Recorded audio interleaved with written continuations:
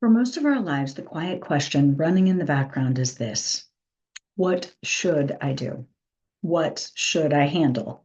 What should I fix? What should I carry? What should I manage? And if we lived for years inside invisible expectations, should becomes our compass. We follow it without thinking. It sounds responsible, mature, even disciplined. And over time, we stop asking if something actually fits. Instead, we just comply. And that's when life starts to feel heavy, not because we're doing life wrong, but because we've been living by rules that we never stopped to examine. Something interesting begins to happen when we start to see those rules more clearly. A new question appears. It's not what should I do? Instead, it's what actually fits now. And that new question begins to change everything. In the last few conversations, we've been uncovering something many of us never realized was there. It's the invisible expectations, the internalized pressure, a rule book that we never consciously wrote. And simply seeing those things already creates relief because the heaviness finally starts to make sense. However, awareness alone isn't the whole story. At some point, something new has to guide our decisions. And that guide is clarity. Should is powerful because it sounds responsible. It sounds like maturity and integrity. The most of us have, learned that very early in life, responsible people do what they should. However, over time, should becomes automatic. We stop asking if something fits and we stop asking if something makes sense. Instead, we simply respond. When we respond automatically long enough, life starts to feel heavier than it needs to. Not because responsibility is wrong, but because obligation quietly replaced the clarity. So if we're shifting from obligation to clarity, clarity works differently. It asks a quieter question. Instead of asking, what am I supposed to do? Instead, what actually fits here? What fits my values, my season of life, my capacity? What fits the person that I am now? See, clarity doesn't remove responsibility. Instead, it removes the invisible pressure that's layered around it. Responsibility says, this is mine to do. And clarity says, this is where it ends. In other words, there's boundaries around it. We become often so over responsible that there are all of the things to do and all of the things I'm responsible for, and there's no boundary around it. Clarity helps define that. It helps give us an ending point of that responsibility. So, clarity can feel, however, as we start to move through it, unfamiliar. See, when we've lived a long time inside invisible expectations, um, clarity can feel not only unfamiliar, but um, it also can require us to pause. When we pause, we start noticing things we didn't notice before. We start noticing the pressure, the automatic responses. We start noticing how often should is guiding our directions. And it's important to note that sometimes the first feeling that comes with clarity isn't relief. Instead, it's actually uncertainty. Because, see, when should disappears, we realize how often we relied on it.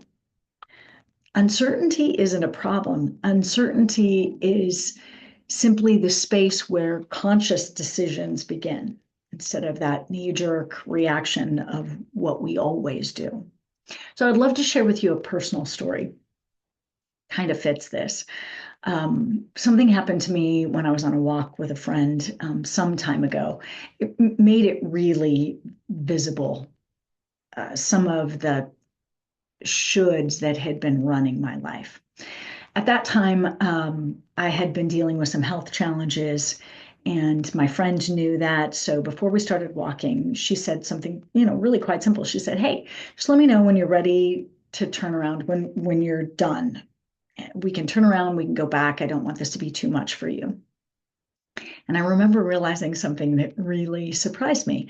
I didn't actually know when I was done. I mean, not really. For most of my life, the rule had been pretty simple: push through, keep going, finish the thing. So when she said, just, "Hey, let me know when you're done," I realized my internal system didn't really have a way to recognize that. My system didn't have a done signal, it had a push through signal.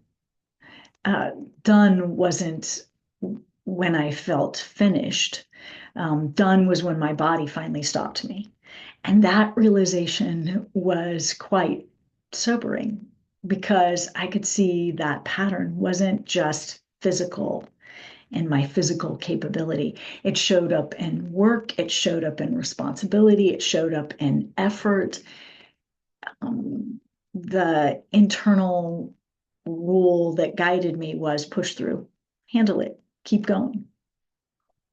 That's when I realized if push through is the only signal we've practiced, then stopping will always feel wrong. And that's what happens when a rule becomes identity. We don't notice it, we just live it. Um, what clarity changes and doesn't change. See, clarity doesn't remove the responsibility that we have in life, but it changes how we carry it. When clarity begins to guide our decisions, a few things start to shift. We begin to recognize when something is actually finished. We begin to notice when we're responding automatically. We begin to feel the difference between responsibility and pressure. Life doesn't suddenly become easy just because we have that recognition. It can become lighter. It's not automatic, though. It's not because we're doing less. It's instead the shift is we're no longer carrying everything automatically. There's a consciousness about the process. So I have a little practice or invitation for you to practice that may be supportive.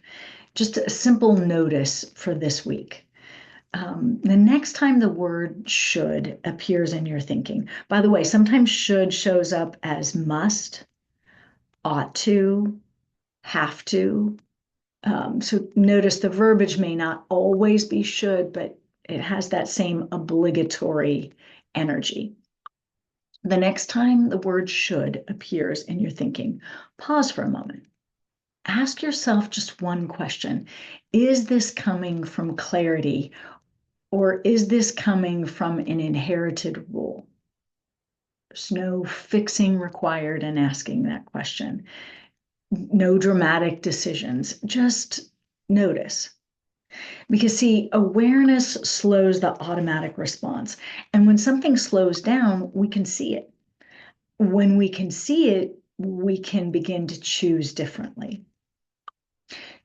Most of us spend the first half of life learning how to carry things well, how to show up, how to handle responsibility, how to get things done. And those skills build a lot of really good things. The second half of life invites a different skill: clarity. Not the clarity of having everything figured out. Instead, it's the clarity of being willing to examine what's actually ours, what still fits, and what doesn't. What clarity replaces is obligation. And when we do that, something shifts. Life stops feeling like something that we manage, and it begins feeling like something that we live, so that we can experience no more fine, and we can actually live.